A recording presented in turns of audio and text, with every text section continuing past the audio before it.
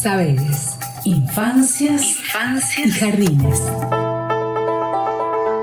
La enseñanza es un acto político que nos requiere de la reflexión constante. Necesitamos revisar y revisitar nuestra práctica docente para ofrecer a nuestras niñas y niños herramientas, saberes que los acompañe en la constitución como sujetos políticos. En esta serie compartimos reflexiones, conceptos de filósofos, pedagogas, comunicadoras y docentes que tienen como preocupación y compromiso central a las infancias. Episodio: criar, educar y cuidar en los primeros años. En el Comité de Seguimiento de la Convención del Niño elaboran observaciones. Y hay una observación que está dedicada a la primera infancia. Lo dice en su texto: no se puede educar sin cuidar y es imposible cuidar sin educar. Es un movimiento dialéctico holístico que trama estas acciones y son acciones sociales, acciones que tenemos que también pensarlas en términos del lazo con las familias. Silvia Rebagliati es magíster en filosofía especializada en el campo de la filosofía e infancia y en filosofía política, derechos y educación de primera infancia. Silvia comparte la idea de que la infancia instaura otra temporalidad, otras preguntas, otros gestos. Esto inspira y produce insospechadas formas de pensar y habitar el mundo. Si pensamos el derecho a una educación y en lo público desde el nacimiento, estamos pensando en el campo de la educación y el cuidado de la primera infancia. En esos términos, estas acciones de criar, educar y cuidar han sido en determinados momentos motivo de debate. ¿Quién cuida? ¿Quién educa? ¿Quién cría? La familia, la institución con la modalidad que sea que acoge a estos niños desde el nacimiento para acompañar esas tareas. Las instituciones acompañan, complementan. ¿Cómo es ese lazo con las familias? Y a su vez, ¿cómo es ese lazo intergeneracional con esos niños y niñas y bebés que llegan al mundo? Estas preguntas de quién cuida, cómo se cuida, quién debe cuidar, han sido motivo de debate y a veces de controversias. Estas cuestiones son interesantes poder mirarlas y pensarlas y también conversar acerca de ellas para aquellos educadores, educadoras que tenemos la responsabilidad educativa de estar ahí junto a las familias, acudiendo al llamado de esos y esas que recién llegan a este mundo, en los términos que hay una filósofa muy bonito, lo que ella ha desarrollado, que es este lazo intergeneracional vinculado a la responsabilidad educativa que tenemos aquellos que estamos en esta hermosa y privilegiada tarea. Y ella dice que ese lazo intergeneracional que se va dando es necesariamente, porque cuando llegan al mundo los niños, estamos ahí los adultos y las adultas que lo hemos producido a este y otros mundos, y tenemos esta tarea de recibir y transmitir lo que el mundo es, o lo que creemos, o pensamos, o debemos transmitir, la cultura, las culturas, pero a su vez dejar entrar lo nuevo, la novedad, lo que ellos y ellas traen.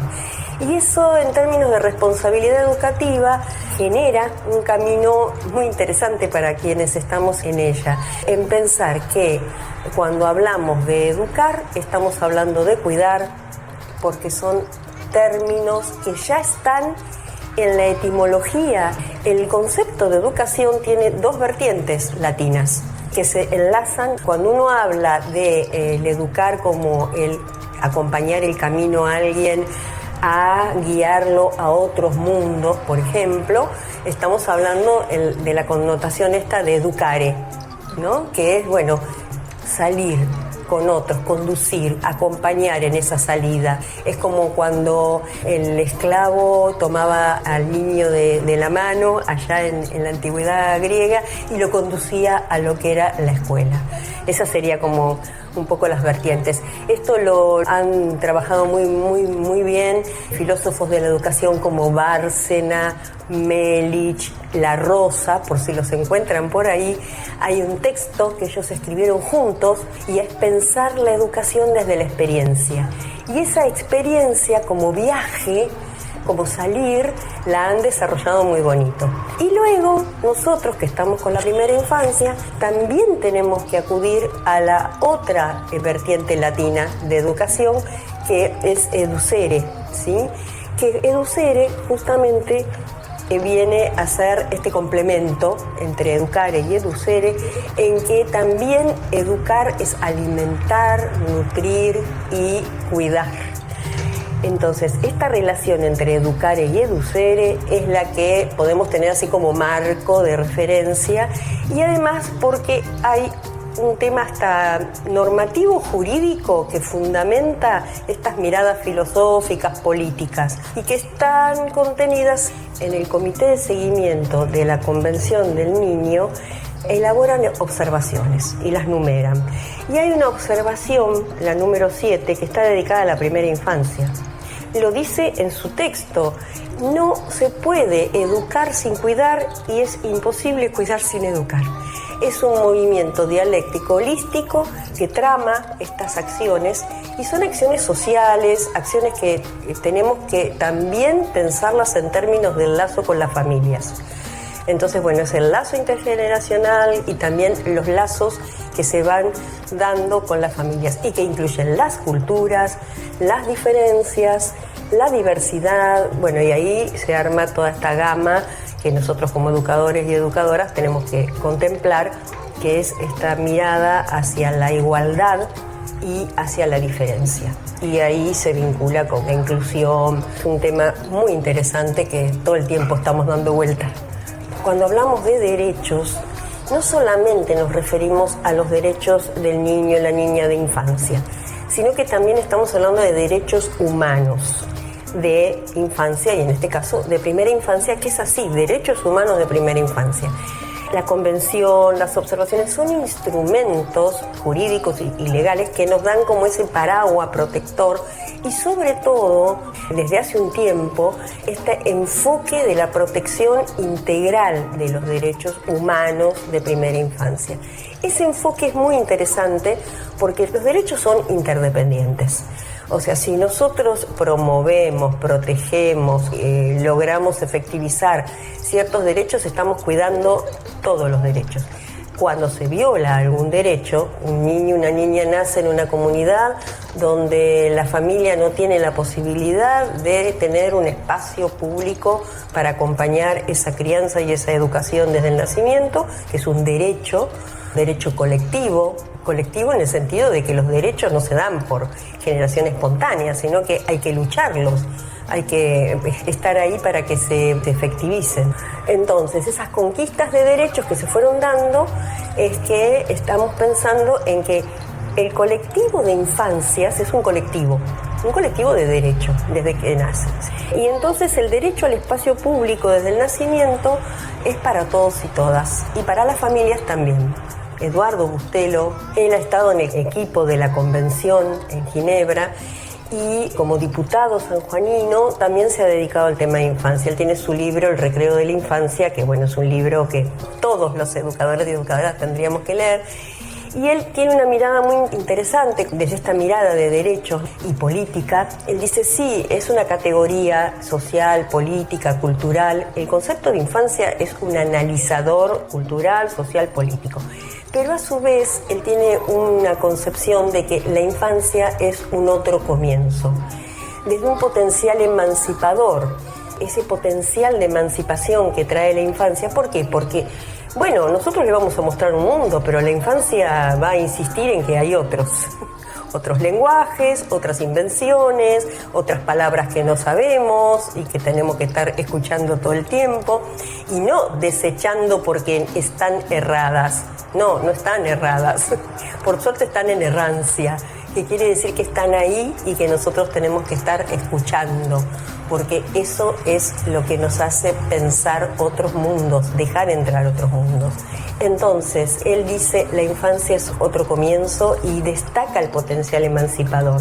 Y además, dice esto, pensar en los derechos de los niños, niñas desde que nace, es pensar que no es que los derechos se tienen, cada niño tiene derechos individuales. El tema de los derechos es que los derechos son colectivos, son interdependientes y son responsabilidad de adultos y adultas que representemos, los luchemos, los tenemos que proteger, promocionar, cuidar y estar ahí como nosotros guardianes de esos derechos, guardianes y promover para que en la lucha, para que se puedan efectivizar. Entonces tenemos muchísima responsabilidad con ese tema. Hay una cuestión que nos compete a aquellos y aquellas que estamos de esta educación y cuidado desde el nacimiento en espacios públicos. Y cuando hablo de espacios públicos me refiero a la heterogeneidad de las diferentes modalidades que se fueron gestando a lo largo de todos estos años con diferentes concepciones de infancia, con otras concepciones de cuidado. Hubo tiempos en que se hablaba de guarderías, hubo tiempos en que se hablaba de asistencia, ¿sí? Entonces nos preguntábamos, inclusive me ha sucedido las preguntas de entre compañera y compañero, ¿estamos educando o estamos haciendo asistencia social? Nos preguntábamos esto, estas preguntas estaban dando vuelta y estoy hablando de los años 70, 80, y fueron como incorporándose estas miradas y hoy tenemos una coexistencia de diferentes modalidades. Hablo siempre en esta franja entre el nacimiento y los 3 años, que se llama maternal, que se llama jardín maternal en algunos casos, educación maternal, ciclo maternal.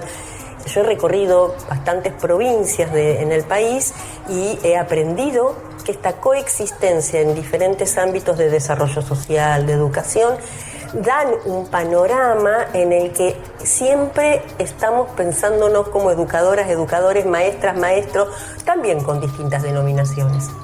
Eso hace que este campo sea muy heterogéneo, muy rico en experiencias y en el caso nuestro, en la formación docente, aquella de la cual fui parte y sigo siéndolo en mi corazón, digamos, del Instituto de Formación Docente de Bariloche, que fue el primero de educación inicial, y nosotros logramos a lo largo del tiempo entender que necesitábamos también hacer una extensión a la comunidad de una posibilidad de que en ese barrio donde funcionaba esa institución las familias pudieran tener un espacio para ejercer el derecho a jugar en familia desde el nacimiento. Y ahí creamos y fundamos este espacio de la guagua. Y este espacio de la guagua nace en ese sentido. La institución abre un espacio para que entre la comunidad. Los pasillos se llenan de cochecitos, de abuelas de la mano trayendo a los niñitos pequeños, de bebés en brazos, y además los llevamos a los pasillos del Hospital Zonal y los llevamos a las salas de salud, y en la pandemia hicimos las valijas andariegas de la guagua, donde las abrimos en cualquier lugar que se pueda y que debería ser.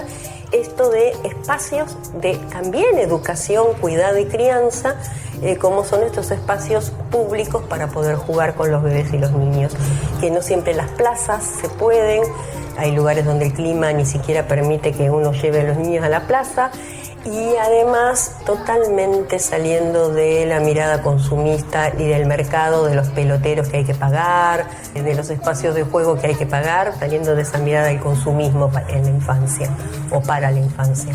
Lo que tiene esta hermosa profesión es que no paramos de preguntarnos y aprender. Y preguntarnos es esa pedagogía curiosa, inquieta, preguntona, que Walter Cohen recuperó tanto de la mirada de Paulo Freire, y esta inquietud permanente de, bueno, ¿cuáles son los desafíos? Imagínate todo esto, cómo se fue planteando en aquel momento que ocurrió en nuestra mirada del mundo con la pandemia. ¿Qué hacíamos con los más y las más chiquititas en las familias? ¿Cómo acompañábamos la familia?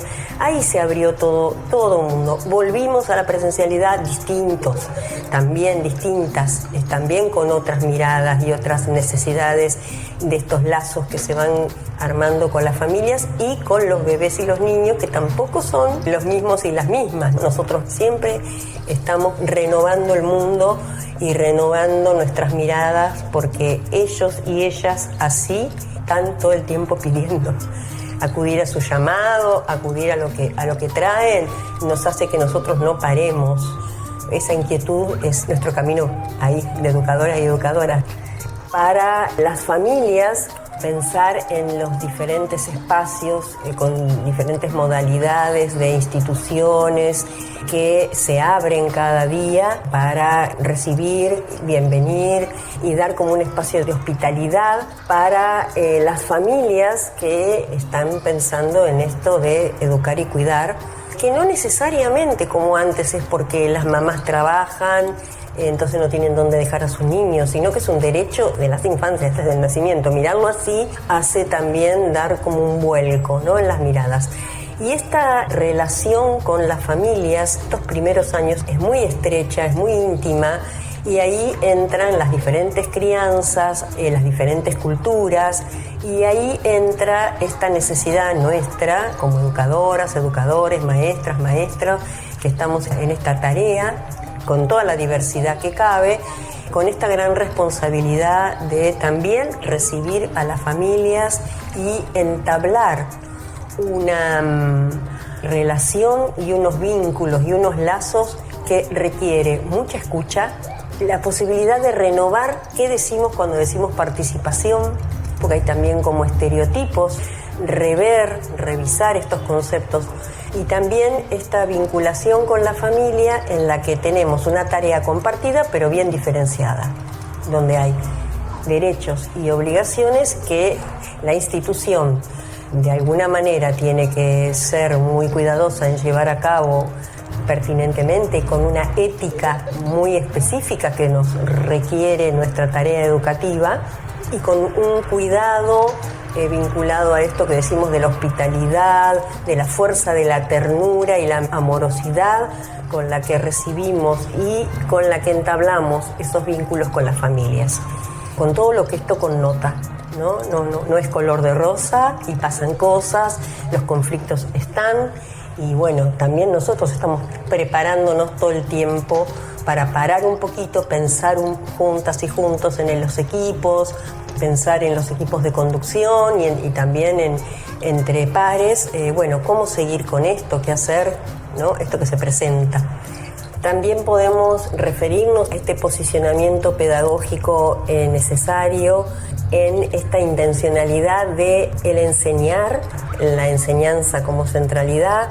Y cuando hablamos de enseñanza y de la centralidad de la enseñanza en estos primerísimos años, estamos también vinculando, y para siempre, porque es así, esta acción de dar en el repartir, distribuir ese conocimiento que nos implica nuestra tarea. Nosotros somos trabajadores de conocimiento, de distribuir el conocimiento.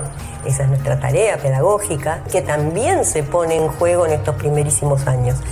Lo que pasa que acá hay algunas cuestiones a tener como bases pedagógicas fuertes, como es el tema del ambiente, que el ambiente educa, que el ambiente cuida, que el ambiente recibe, en el sentido de cuidar cada cuestión que disponemos con una intencionalidad. No da lo mismo, sea como sea, en cuanto a estructura. A mí me ha tocado que me han dado salitas o espacios que ni siquiera estaban pensados para recibir a bebés o niños pequeños. Uno los transforma. Que el ambiente convoque, que el ambiente invite, que el ambiente sea un educador, una educadora más. Y a veces solo ahí empiezan a suceder gestos mínimos de identidad de la educación inicial, que ya desde el inicio nosotros estamos poniendo ahí como a disposición y aprendiendo a mirar porque esos gestos mínimos son grandísimas cuestiones pedagógicas para atender, para estar ahí escuchando, mirando, comprendiendo y de ahí producir más conocimiento pedagógico. Sclier dice muy bonito esto de los gestos mínimos, en el sentido de que hablan, dicen lo que no dicen las palabras a veces, y nos dicen mucho de lo que es la educación, en este caso desde los inicios, desde los comienzos. Y esos pequeños gestos no son lo mínimo, sino que son lo máximo que ocurre en esos espacios cuidados, muy cuidados y atentos, y con un respeto enorme a la posibilidad de que cada niño y cada niña pueda desarrollar su propia experiencia. Cuidados, y nosotros muy atentos a estar ahí, acompañando, pero también dejarlos, ¿no?, que ellos puedan desarrollar. Quizás no con la palabra, con otros lenguajes, escuchando sus voces, sus silencios, sus miradas.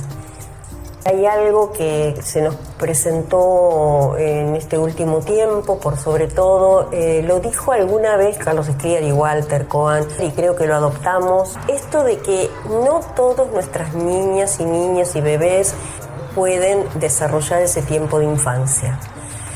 Muchos de estos niños y niñas no han podido o no pueden, desde sus lugares en que nacen o llegan al mundo, tener esa posibilidad de ese tiempo de infancia. ¿De qué hablamos tiempo de infancia? De esa intensidad del jugar, del estar ahí, de poder estar en el mundo sin tener que estar preocupados por otras cuestiones. Bueno, el tiempo de infancia, esa intensidad del juego y el jugar. Y entonces esto que decimos es que nosotros tenemos la gran responsabilidad de, en el tiempo que esos niños y niñas están y permanecen junto a nosotras en estas instituciones, en estos espacios de educación y cuidado, la responsabilidad de cuidar la infancia de nuestros bebés, niños y niñas. Porque quizás sea el único lugar en que puedan desarrollar ese tiempo valiosísimo, que nutre de muchísimas posibilidades, y es un derecho también. El tiempo de infancia es un derecho. Entonces, bueno, ese cuidar la metáfora, cuidar lo ficcional, la posibilidad del símbolo, de simbolizar de otros mundos posibles y no solamente reproducir el mundo literalmente, ¿no?, sino dar esa apertura, el derecho a la belleza, el derecho a la metáfora, al decir, al preguntar, al silencio, a la contemplación, a ambientes cuidados, a la naturaleza. Ahí tenemos una gran responsabilidad. Y es maravilloso la conexión con la naturaleza, que entre, que salga, de alguna manera tiene que estar esa vida de otros seres vivos. Me gusta esta idea de cuidar mucho la infancia de nuestras niñeces.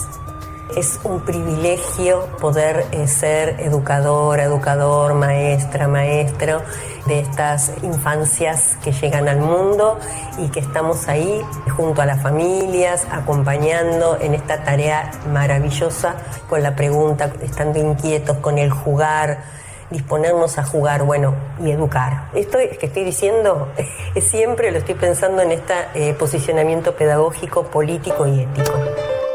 Dirección Provincial de Educación Inicial. Subsecretaría de Educación. Dirección General de Cultura y Educación. Provincia de Buenos Aires.